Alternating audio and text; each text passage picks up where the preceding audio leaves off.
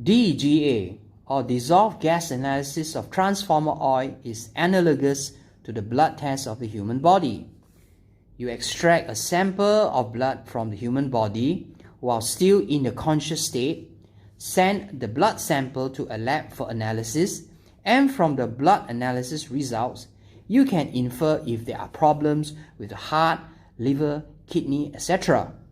In a similar manner, the transformer oil can be extracted from an energized unit with no power disruption, sent to a lab for analysis, and then we can determine if there are problems in the transformer.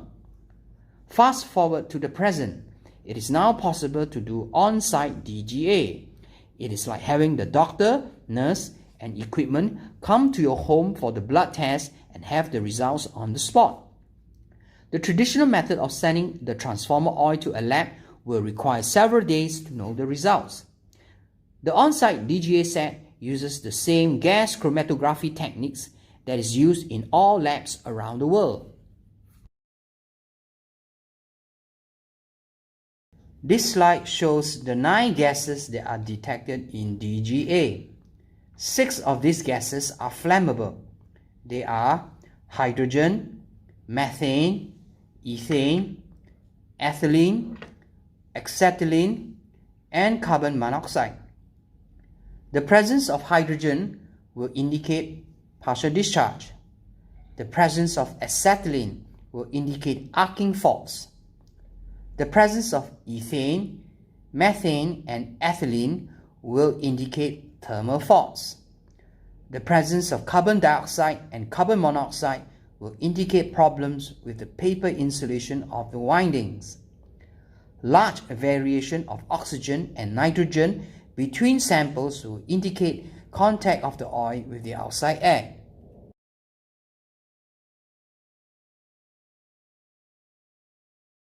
This slide shows how soluble is the gas in the oil and by the Oswald coefficient. Hydrogen gas is the least soluble in oil, while ethane gas is the most soluble in oil.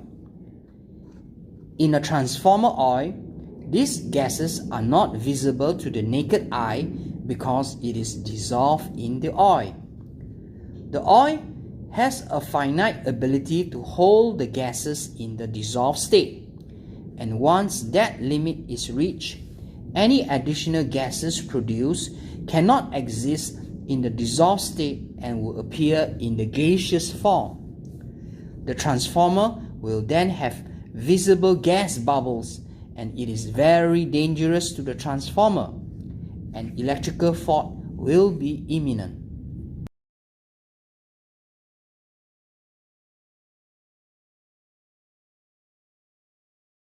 A basic understanding of organic chemistry is required. The molecular structure of the 5 fault gases is shown here. The carbon atom must obey the rule of 4 molecular bonds to another atom.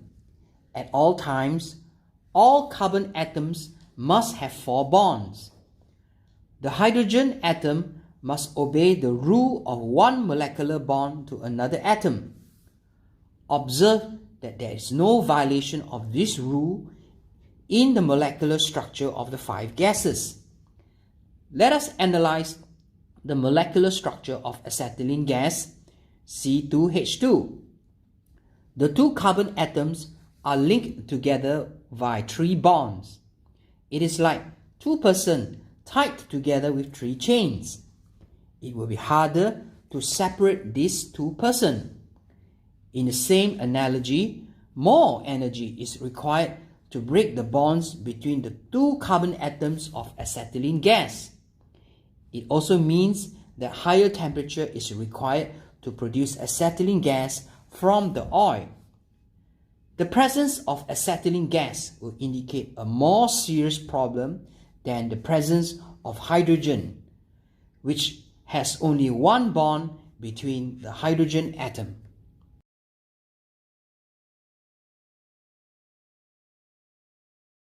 A repetition of my earlier explanation of the mechanism of gas generation is good.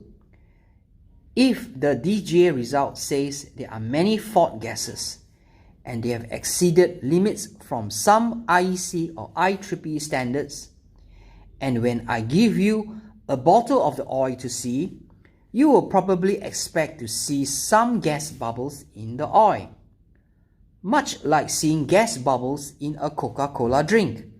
However, you will see no such gas bubbles in the oil. This is because the fault gases are dissolved in the oil. As the fault gets worse, more of the fault gases are broken off from the hydrogen-carbon chains of the mineral oil. Once the oil is fully saturated with the fault gases, the oil will not be able to contain the additional gases in the dissolved state and so will appear in the gaseous state. There will now be visible gas bubbles in the oil, and time to failure will be soon for the transformer. This slide is another view of the generation of fault gases in the oil and viewed through the temperature perspective. The 5 fault gases are broken off from the hydrogen-carbon chain of the mineral oil. Which gas is broken off will depend on the temperature of the fault. It is the decomposition of the mineral oil from localized hot temperature that produces the fault gases. This process is easy to understand and hence the reason for the accuracy of Dga analysis to detect problems in transformers. The 5 fault gases have a characteristic shape. Hydrogen gas has a bathtub shape and will be produced at lower fault temperature. Ethane, methane, and ethylene gas has a curved shape with a clear peak.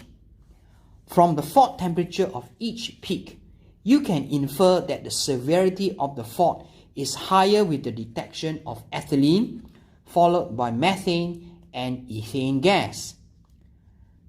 The acetylene gas only shows up at much higher fault temperature and will be produced in larger quantity as the fault temperature increases.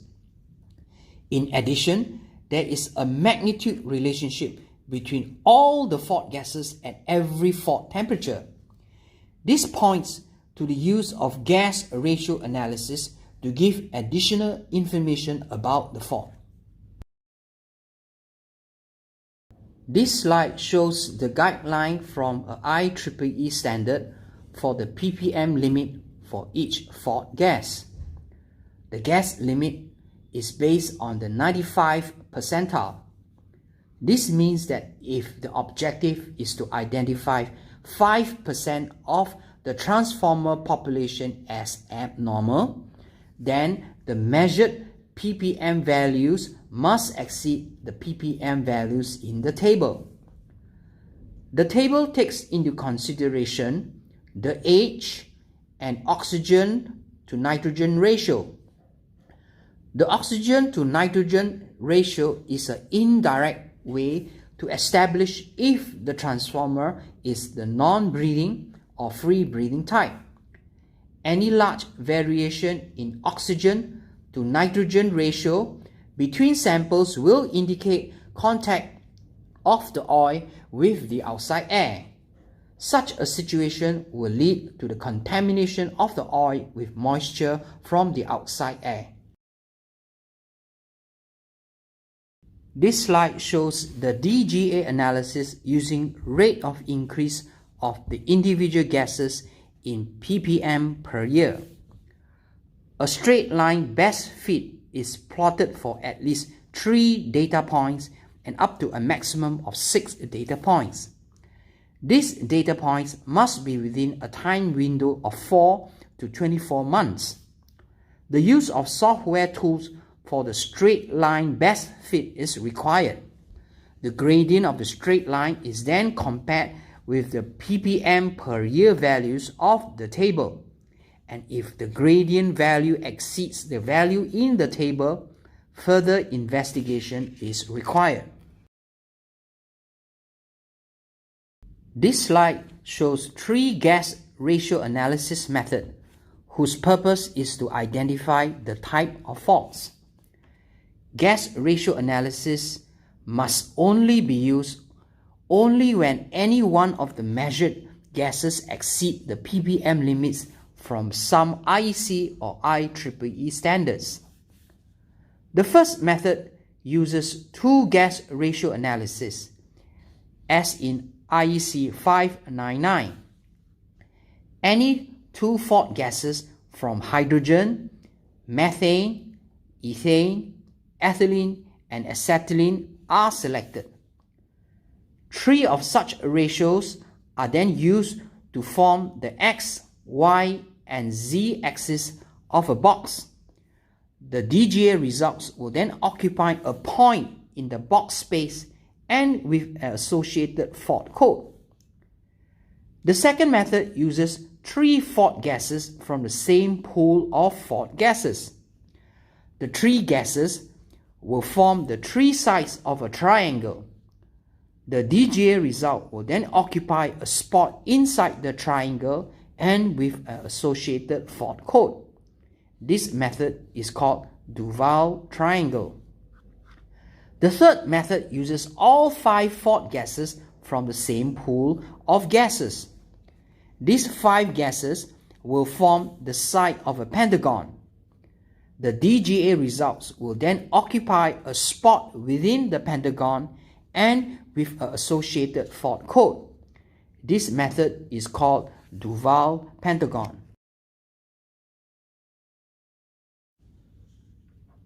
This slide shows the two gas ratio analysis of IEC 599. The x-axis is the ratio of ethylene to ethane. The y-axis is the ratio of methane to hydrogen. The z-axis is the ratio of acetylene to ethylene. Inside the three-dimensional space are the various fault codes of PD, D1, D2, T1, T2, and T3. Of these faults, D2 and T3 are more serious. A reminder that gas ratio analysis must only be used when any one ppm level of the measured gases has exceeded limits. One disadvantage of this method is the possibility of no fault conclusion. This will happen when the fault is of multiple origin and not single origin. All gas ratio methods are empirical in nature and based on faults that are of single origin. This slide shows gas ratio analysis using three gases, as in the method of Duval triangles. In the beginning, there was just triangle 1, which uses three gases out of the five fault gases. The gases were methane, ethylene, and acetylene. Triangle 1 provided basic information about the types of fault. Much later, it was realized that the use of the other two gases, hydrogen and ethane, will provide additional information on the fault type, hence the appearance of triangle 4 and 5. This slide shows the full details of Duval triangle 1. The various fault codes of PD, D1, D2, T1, T2, and T3 are identical to that in IEC 599. The disadvantage of no fault conclusion in IEC 599 does not exist in Duval triangle 1. The algorithm for the use of triangle 4 and triangle 5 are listed in the slides. Hence, there are three possible cases. Case 1, where triangle 1 provides the basic information and supplemented with additional information from triangle 4. Case 2 is triangle 1 and supplemented by triangle 5. Case 3 is triangle 1 and supplemented by triangle 4 and triangle 5.